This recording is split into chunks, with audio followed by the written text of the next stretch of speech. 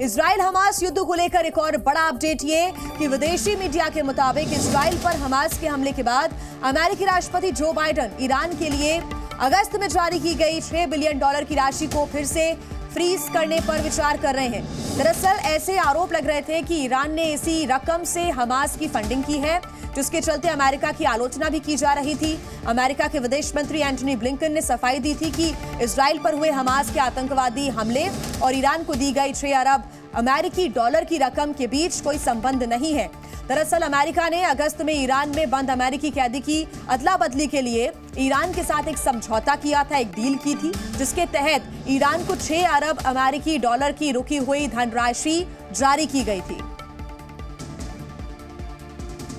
प्रणय लगातार हमारे साथ जुड़े हुए हैं। प्रणय, ये एक सवाल उठ रहा है अब कि क्या वो $6 अरब की जो रकम दी गई थी, क्या इसी काम की वजह से, क्योंकि अमेरिका हालांकि इस बात को नकार रहा है कि जो रकम दी गई, जो मदद दी गई और जो राशि दी गई है उससे युद्ध का कोई संबंध नहीं है, लेकिन अब सवाल उठ रहा है इसी पर।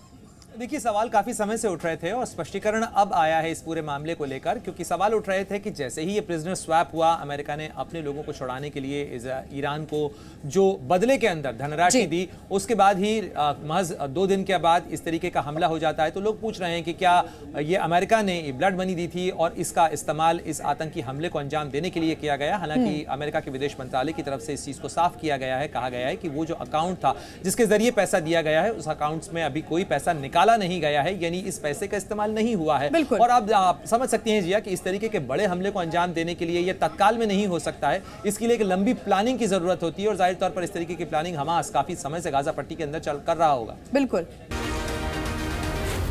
जी न्यूज़।